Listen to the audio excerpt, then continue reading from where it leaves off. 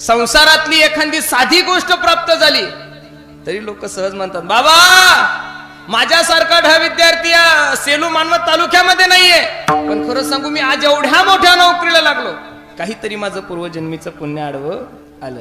अहो एखादा व्यक्ती जर परभणीला टू व्हीलरवर चालला असेल, एखाद्या ट्रकवाल्याने त्याला उडवलं, रक्ताच्या थारोळ्यामध्ये माणूस पडलेला आहे, ॲम्ब्युलन्स वाव वाव वाव करत येते, ॲम्ब्युलन्स मध्ये त्याला टाकल्या जाताना परभणीच्या सर्वात मोठ्या महागड्या हॉस्पिटलमध्ये त्याला भरती केल्या जातं. गावातील लोक ज्यावेळेस त्याला भेटण्यासाठी जातात त्यावेळेस तो रडतो, सांगतो, बाबा उसाने भरलेला ट्रक होता हो, अंगावर आला होता, माझ्या वाचण्याचा एकही टक्का चान्स नव्हता, पण सांगू काहीतरी माझं पूर्वजन्मीचं पुण्य आडवं आहे म्हणून मी या अपघातातून नोकरी लागली. तरी लोक पुण्य समजतात बाबा,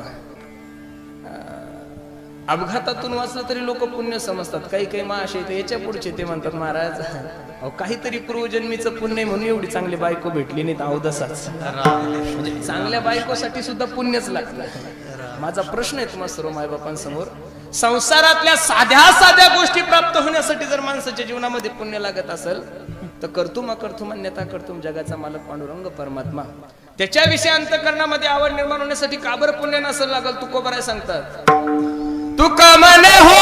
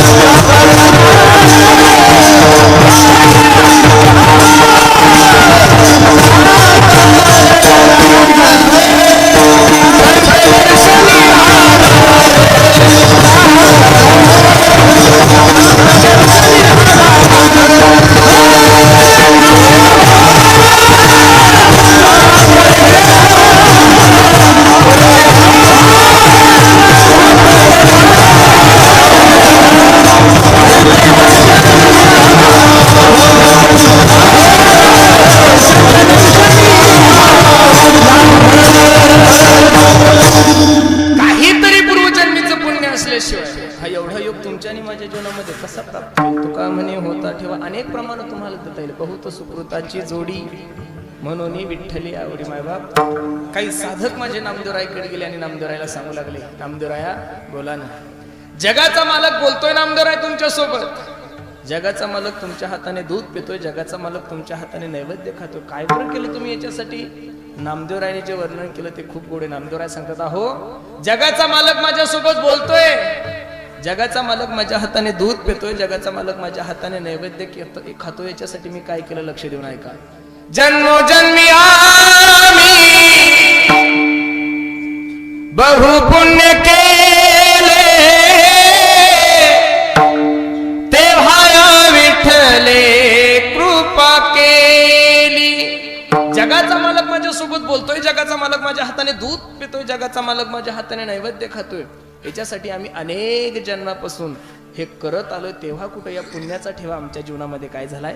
प्राप्त झालाय. दादा निश्चित आपण भाग्यवान मंडळी आहोत की तुमच्या आणि माझ्या जीवनामध्ये हा सुवर्ण योग तुम्हाला आणि मला प्राप्त झालाय. लक्ष देऊन कीर्तन ऐका. निळोबरायचा अभंग मी तुमच्या सेवेसाठी घेतलाय आणि या अभंगामध्ये माझे निळोबराय साधू संतांच्या संगतीचं वर्णन तथा साधू संतांच्या संगतीचं महात्म्य सांगत आहे. महाराज वर्णन करणारे निळोबराय आहे, ज्यांचं वर्णन करायचं ते ज्ञानोबराय आहे, जगद्गुरु तुकोबराय आहे आणि नामदेवराय आहे. 3 चरणामध्ये 3 साधूंचं वर्णन माझ्या निळोबराने या अभंगात केलंय. विठ्ठल विठ्ठल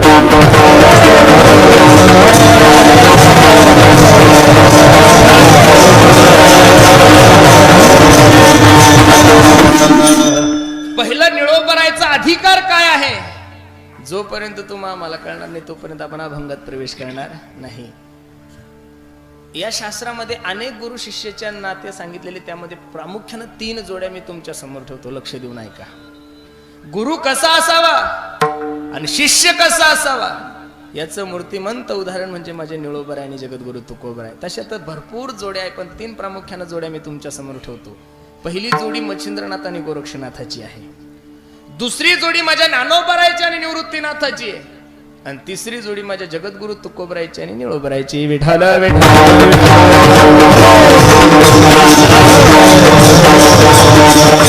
गुरुचं आणि शिष्याचं नातं सांगत असताना कबीर महाराज काय गोड वर्णन करतात. कबीर महाराज सांगतात, गुरु तो ऐसा चाहिए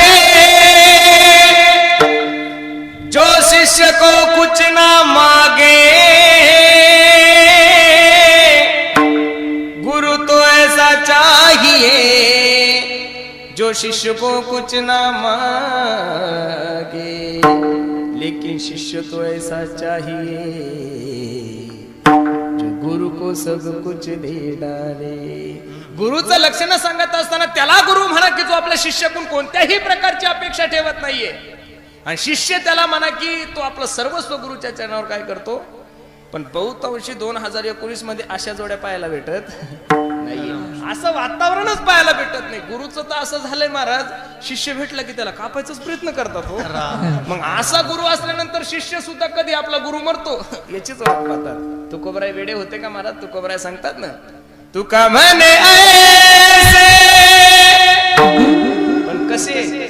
जो गुरु आपल्या शिष्याच्या संपत्तीवर डोळे ठेवतो, जो शिष्य आपल्या गुरुच्या मरणाची वाट पाहतो. विठोबाची आन, मी माझ्या पांडुरंगाची शपथ घेऊन सांगतो, विठोबाची आन.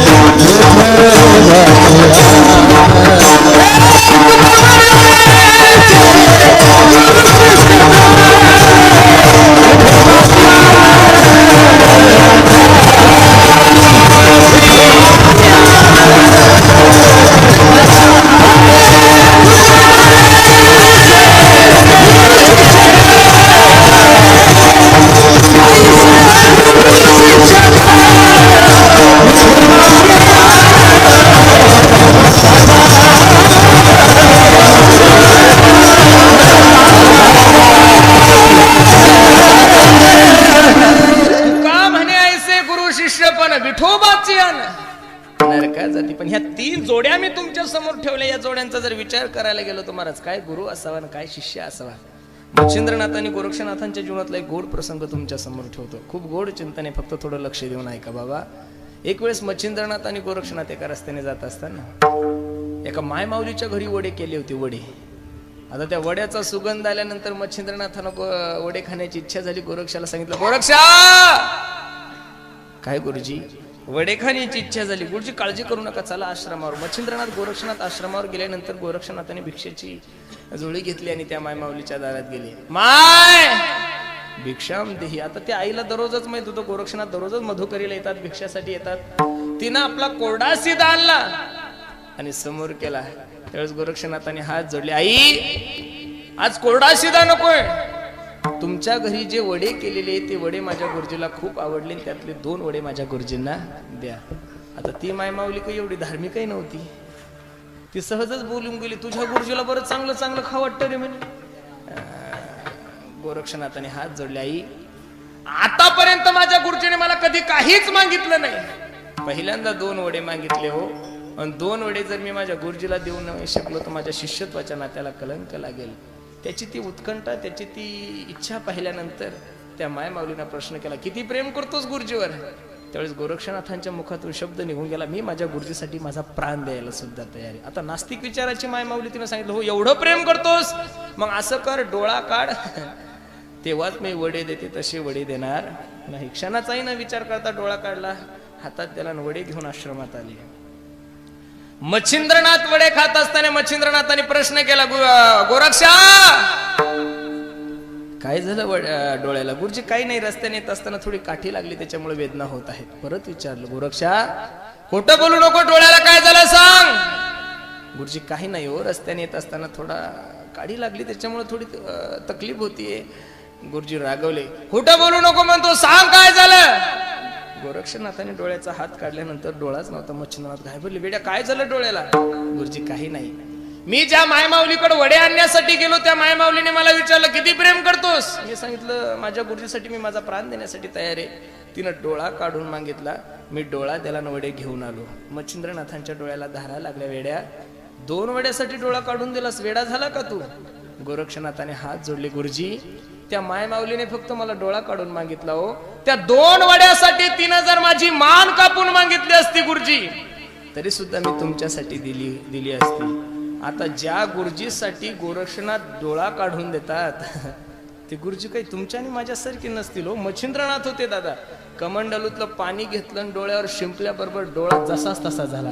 फक्त माझी विनंती, हे कीर्तन, हे उदाहरण, हे दृष्टांत तुम्ही फक्त ऐका, प्रॅक्टिकली करून पाहू अजिबात नाही. माझ्यासारखा एखादा भोंदू महाराज यायचा आणि तुम्हाला म्हणायचा द्या डोळा.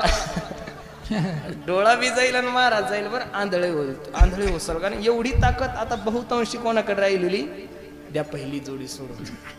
दुसरी जोडी माझ्या निवृत्तीनाथाची आणि माझ्या ज्ञानोबरायची. निवृत्तीनाथाने सांगावं, माय बापे आम्हा त्यागी येले जेव्हा हो,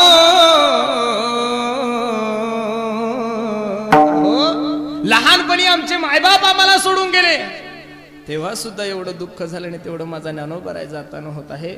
महाराज, आतापर्यंत तुम्ही या विश्वात अनेक उदाहरणं असे पाहिले असतील की गुरु जाण्याने शिष्य रडत आहे, पण मला वाटतं हे पहिलं उदाहरण आहे की शिष्य जातो आणि गुरुच्या डोळ्याला धारा येते. म्हणजे निवृत्तीनाथांनी किती वर्णन करायला गेलो तरी थोडंच. महाराज, निवृत्तीनाथांच्या मुखातले वाक्य, गुरु शिष्य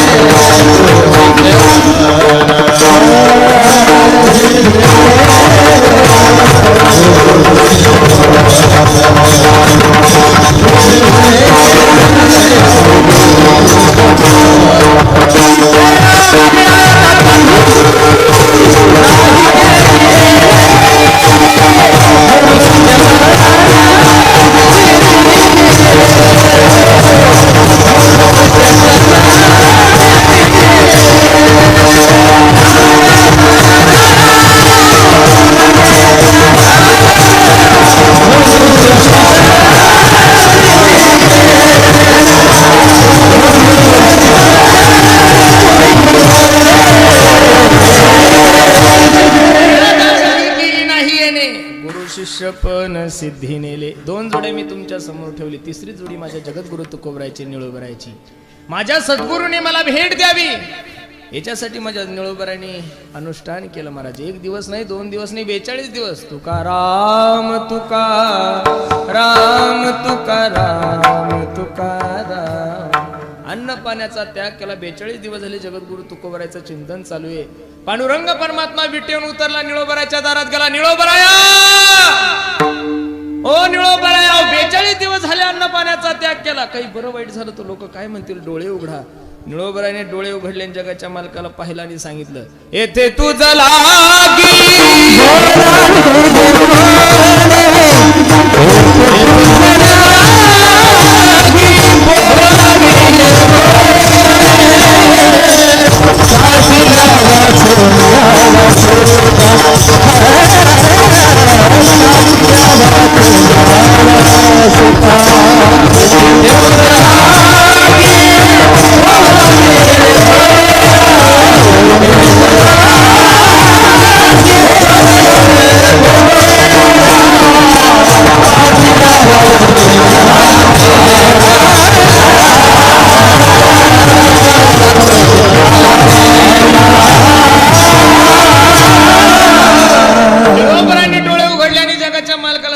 पांडुरंगा देव ही नदी, तू तुला काही कळतं का नाही? येथे तुझं लागी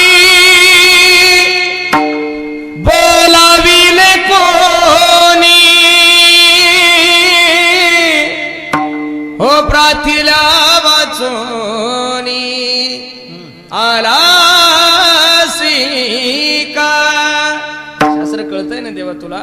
काही ठिकाणी आमंत्रण असल्याशिवाय माणसाने जाऊच नाही आणि काही ठिकाणी आमंत्रण असलं तरी जाऊ आणि काही ठिकाणी आमंत्रण नसलं तरी गेल्याशिवाय राहू नये. स्वामीजींच्या मुखातून तुम्ही श्रीमद भागवत कथा श्रवण करत आहात दादा. मला वाटतं आजचा 3रा दिवस म्हणल्यानंतर तो प्रसंग निश्चित झाला असेल. सती आई साहेबा दक्ष प्रजापतीने खूप मोठा यज्ञ ठेवलाय. सर्वांना चरित्र भाग ज्ञात आहे कारण की सर्व भागवताचार्यच इथं, बरोबर आहे का नाही. दक्ष प्रजापतीने यज्ञ ठेवला. कैलासामधून विमाना जात असताना सती आई साहेबांनी भगवान शंकराकडे आग्रह धरला, मालक माझ्या बापाने खूप मोठा यज्ञ ठेवलाय, चला ना. भगवान शंकराने सांगितलं, अगं वेडे, माझा अपमान व्हावा यासाठी तुझ्या बापाने तो यज्ञ ठेवलाय. आमंत्रण नाहीये, तुलाही नाहीये, मलाही नाहीये. सती आई साहेबांनी खूप आग्रह धरला, काय होतं, चला ना. भगवान शंकर म्हणतात, अगं वेडे, आमंत्रण नाहीये, कसं चालू म्हणते. भरपूर प्रयत्न केले. शेवटी सती आई साहेबांनी शेवटचं वाक्य वापरलं, मालक बापाच्या घरी जाण्यासाठी पोरीला आमंत्रणाची काय अपेक्षा आहे हो. असं ऐकलं आणि भगवान शंकरने नंदीला सांगितलं, नंदी कपाटामध्ये जेवढ्या काही साड्या तेवढ्या सगळ्या पॅकिंग कर, ही गेली की परत येणार नाही. भगवान शंकराची इच्छा नसताना गेल्या महाराज. शेवटी यज्ञ कुंडामध्ये सती आई साहेबांनी उडी मारली. सर्वांना चरित्र भागण्यात आहे म्हणून आमंत्रण नसताना कुठं गेलं की निश्चित फजित होती. एक राम आणि श्याम नावाचे 2 मित्र होते महाराज. त्यांचं एकच काम होतं, सोपान काका. तुळशीचं लग्न लागल्यापासून मिरगाचा पाऊस पडेपर्यंत फक्त लग्न झोडायचे स्वामीजी. कारण घरा शेजारीच मंगल कार्यालय होतं. सकाळी उठायचं मस्त, ती मंचरी टोपी, कडक शर्ट, गेलं की सकाळ आता मंगल कार्यालयाचे लग्न म्हणलं की मठ्ठा फिट्टा गुलाबजाम आहासे आहात. आणि कोणी जर विचारलं कोणीकडचे, 2 जण होते ते. एकानं सांगायचं नवरदेवाकडचे आणि एकानं सांगायचं नवरीकडचे. 4 महिने फुकटच जेवले हो महाराज. एक दिवस सकाळी मंगल कार्यालयामध्ये जेवण चालू होतं. पंक्तीचा मालक सांगत होता, अरे भाजी घ्या रे, जिलेबी घ्या, बुंदी घ्या. अरे पाणी नाही आलं. पण अपरिचित चेहरे पंक्तीत पाहिल्यामुळं कोण आहे बा, कुणीकडचे पाहुणे म्हणून पंक्तीचा मालक त्यांच्याकडे गेला. कुणीकडचे, आता यांचे दररोजचे संस्कारच होते ना. एक म्हणे नवरीकडचे, तुम्ही नवरीकडचे. याला वाटलं चुकलं काय करणं. दुसरं म्हणे नवरदेवाकडचे. चला उठा म्हणे, उडा. ते म्हणे काय झालं बाळा म्हणे, पण झालं काय. अरे बावळ्या हो, माझ्या बापाच्या वर्षश्राद्धाची पंगत आहे. नवरीकडचे नवरदेवाकडचे काय म्हणतात. आमंत्रण असताना काय झालं, आमंत्रण असताना गेले की फजिती होते. म्हणून आमंत्रण असल्याशिवाय कुठं जाऊच नाही. कोणाचं वास्तुशांती असेल, कोणाचा वाढदिवस असेल, कोणाचा साखरपुडा असेल, लग्नाच असेल, पत्रिका असेल, तुमच्या आणि माझ्या भाषेत मुरहाळी, आपल्या तिकडे काय म्हणतात मुरहाळी, नाही तर सोशल मीडियाद्वारे व्हॉट्सअपला SMS काहीतरी पाहिजे. तसं जायचं नाही. आणि काही ठिकाणी आमंत्रण असलं तरीही जायचं नाही. कोणी तुम्हाला फुकटची जरी पाजत असली तरी प्यायची नाही. तुम्हाला कोणी फुकट तमाशाला घेऊन जात असेल तरी जायचं नाही. आणि एक ठिकाण असं आहे मायबाप, तिथं नावाची अपेक्षा नका करू. तिथं नावाची अपेक्षा करू नका. याचं कारण तुका म्हणे जवळी इथं आल्यानंतर मी नेहमी सांगत असतो, महाराष्ट्रामध्ये नव्हे देशामध्ये, या विश्वामध्ये एक व्यासपीठ असं आहे महाराज, ही नारदाची गादी. इथं कधीच समाजाची दिशाभूल केल्या जात नाही. म्हणून लोक एवढ्या प्रेमाने कीर्तन ऐकतात. विठ्ठल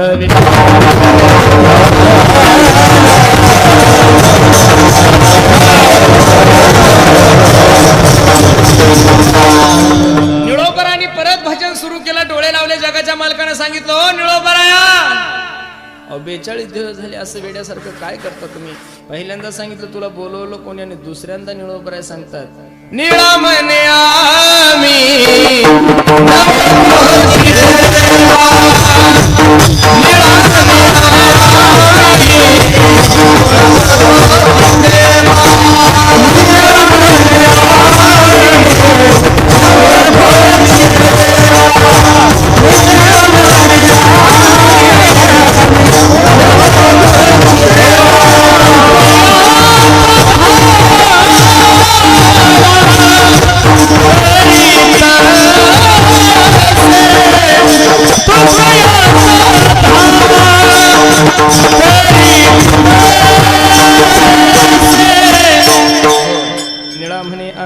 खोजी देवा तू कयाचा धावा करीत असे.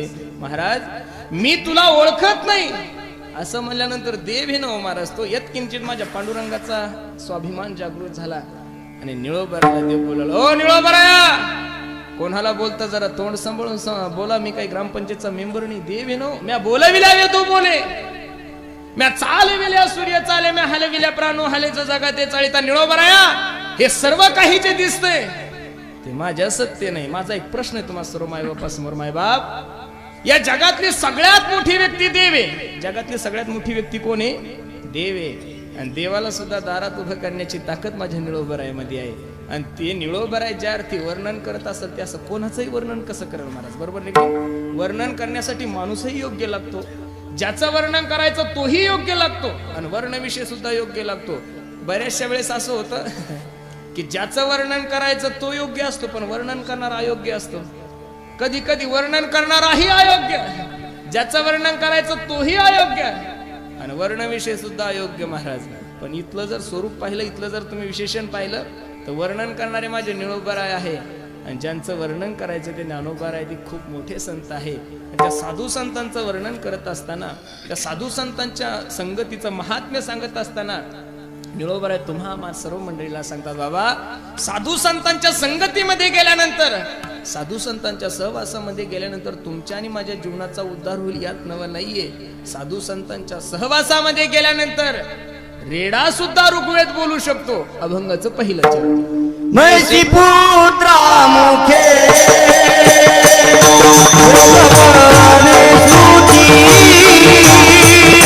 मैसी पुत्रा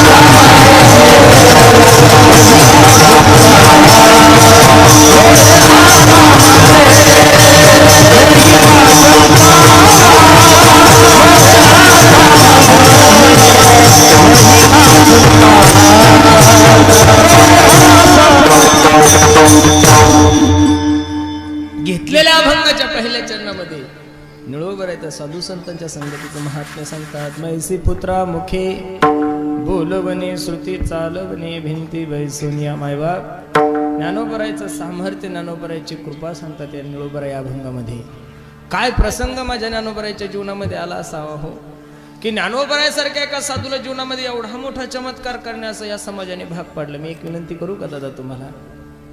लहान तोंडी मोठा घास घेऊ नये पण थोडा धाडस करतो बोलण्याची.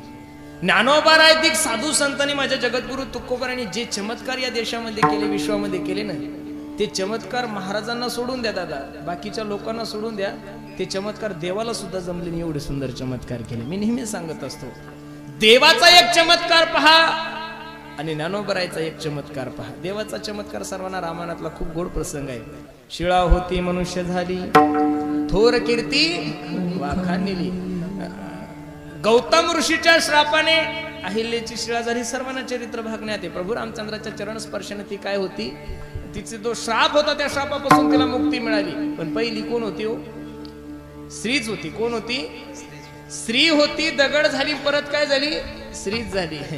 स्त्रीचं श्री करणं देवाला काय अवघड आहे महाराज, कारण की तो राईचा डोंगर पर्वत राई तो काही करू शकतो, त्याची सत्ता आहे ना. स्त्रीचं स्त्री करणं अवघड नाही दादा, स्त्रीचं पुरुष करणं अवघड आहे. आणि ते माझ्या ज्ञानोबराने केलं. जी ही निमिष मात्रे देह पालटिला, स्त्रीचा तो केला पुरुष उभा. हा ज्ञानोबराच्या जीवनातला चमत्कार. दुसरा एक चमत्कार आपण पाहू माझ्या भगवंताचा, भगवान श्रीकृष्णाचा आणि माझ्या तुकोबरायचा. लक्ष देऊन ऐका. भगवान श्रीकृष्णाचा चमत्कार. यशोदेने भगवान श्रीकृष्णाला सांगितलं, कृष्णा काय गाई, हा गडवा घे आणि दूध काढ. गडवा घेऊन दूध काढायला गेला, पण समोरून राधेला पाहिलं देवानं. कोणाला पाहिलं? राधेला पाहिलं. तर राधेला पाहिल्यानंतर हा बाबा गाईच्या खाली जाऊन बसायचं होतं, बैलाच्या खाली जाऊन बसला. मी नाही सांगत, राधेला पाहुनी, राधेला पाहुनी फुलले हरी.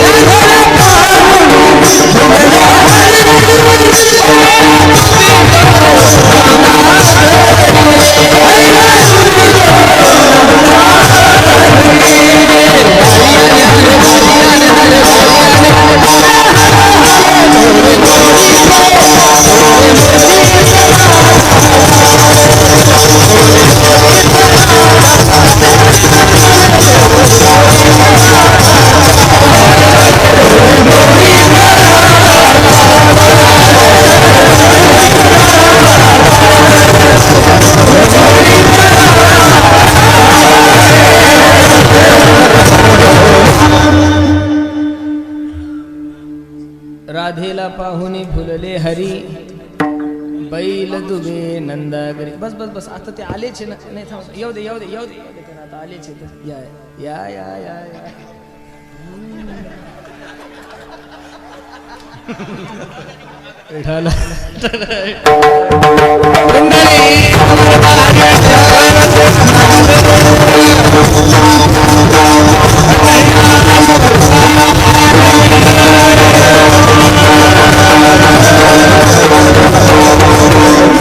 राधेला पाहून भुलले हरी, बैल दुबेन घरी. ज्यावेळेस दूध काढण्यासाठी भगवान परमात्मा गेले, राधेला पाहिलं, गाईच्या खाली बसायचं तर बैलाच्या खाली बसले. हे ज्यावेळेस यशोदेनं पाहिलं त्यावेळेस यशोदा म्हणे, बाई नक्की पोरग पागल झालं, याला अकोल्याला घेऊन जावं लागतं. ए कृष्णा, अरे वेडा झाला का तू, बैलाच्या खाली बसलास ना.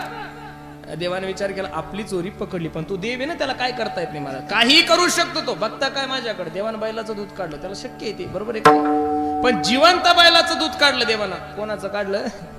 त्यात भगवंताचं चरित्र बाजूला. आता तुकोबरायचं पहा. तुकोबराय 3 वेळेस वैकुंठातून खाली आले, सर्वांना माहिती आहे. संताजी महाराज जगनाडे यांच्यासाठी आले, निळोबारायासाठी आले आणि आपल्या मुलीसाठी आले.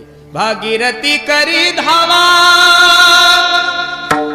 बाबा गेले कोण्या गावा, हो बाबा गेले कोण्या गावा, हो भागीरथी करी धावा. जगद्गुरु तुकोबराय वैकुंठातून आपल्या मुलीला भेटण्यासाठी आले. सर्वांना चरित्र भागण्यात, मी जास्त वेळ तुमचा घेणार नाही. सुंदर माझे वडील मला भेटण्यासाठी आले, म्हणून काय करावं म्हणून सुंदर अशा शेवया केल्या. पण त्या शेवयावर जर थोडं दूध असलं तर खूप गोड जेवण माझ्या वडिलाचं होईल, म्हणून 2-3 घरी गेले. दूध आहे का? पण कोणीच दूध दिलं नाही. नाराज झाली. तुकोबरायच्या लाग, काय झालं भागीरथी? बाबा एवढ्या सुंदर शेवया केल्या, त्याच्यासोबत जर थोडं दूध असतं तर बरं झालं असतं. तू काळजी करू नको, तू ताट तयार कर. तांब्या घेतला आणि भगवान शंकराच्या मंदिरात गेले. कुठे गेले? भगवान शंकराच्या मंदिरात. लक्ष देऊन ऐका. आणि भगवान शंकराच्या समोर जो असतो त्याला काय म्हणतात? बेलेश्वरा ते पूजिले दूध नंदीचे. तुम्ही आतापर्यंत अनेक भगवान शंकराच्या मंदिरात दर्शन घेतलं असेल.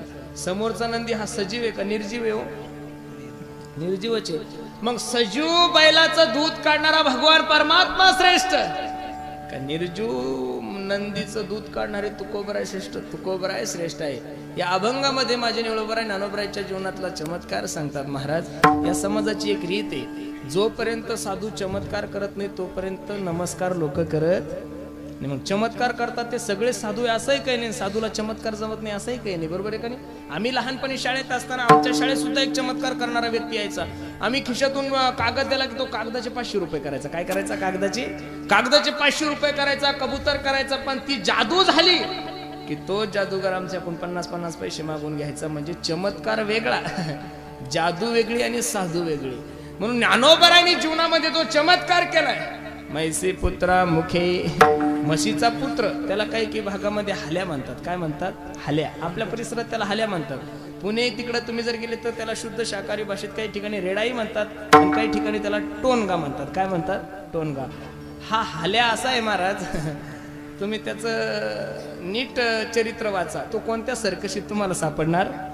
आणि हाल्या जर 222 हवे नंबर, आता 222 आहे ना, 222 न जर हाल्या चालला तर तो उजव्याही बाजूला चालत नाही, डाव्याही बाजूला चालत नाही, एकदम मध्यस्थी चालतो. त्याला असं वाटतं काही गडकरीनं सगळं कॉन्टॅक्ट माझ्या बापालाच दिलं काय करू महाराज. ते ट्रकवाले हार्न दाबू जाम होतात हो महाराज. खाली येतात लोखंडाची टामी 2-3 त्याच्या पाठीत घातल्यानंतर त्याला कळतं काय झालं, बरोबर आहे का नाही? एवढा निर्बुद्ध प्राणी येतो तो. कशामुळे एवढा मतिमंद झाला? तो दूध कोणाचं पितो? बोला ना कशाचं? हा, म्हणून म्हशीचे दूध पिणारे जरा विचार करूनच प्या बरं तुम्ही. तुम्ही असं एखादं उदाहरण ऐकलं का? एखाद्या मुलीची डिलिव्हरी झाली, तिचं दूध आटलं आणि डॉक्टर साहेबांनी सांगितलं, ओ ह्या बाळाला मेंढीचं दूध पाजा. नाही, अजिबात नाही. बकरीचं अजिबात नाही, म्हशीचं तर अजिबातच नाही, जर्सीचं अजिबात नाही, याला गावरान गाईचं दूध पाजा. काय? गावरान गाईचं दूध. दुधामध्ये सुद्धा फरक आहे ना महाराज. त्या जर्सीचं दूध असं आहे, ती जितकं पाणी पिते तितकंच दूध देते महाराज, आणि ते उत्पन्न पश्चिम महाराष्ट्रात जास्त आहे. जर्सीचं जर ग्लास भर दूध पेलं ना महाराज, आणि जर कीर्तनात स्वर लावला आणि सोपान काका आपण पैन लावून देऊ, त्याला स्वर लावता येत नाही, त्याने किती स्वर लावण्याचा प्रयत्न करा असाच आवाज येतो महाराज, कारण ते स्वरच लागत नाही ना. ते दूधच एवढं खराब आहे, ते पेलं की स्वर लागणं शक्यच नाही. विठाला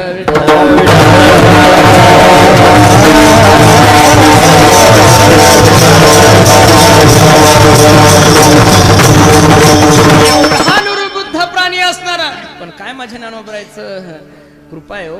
रेड्या मुखी वेद बोलविला,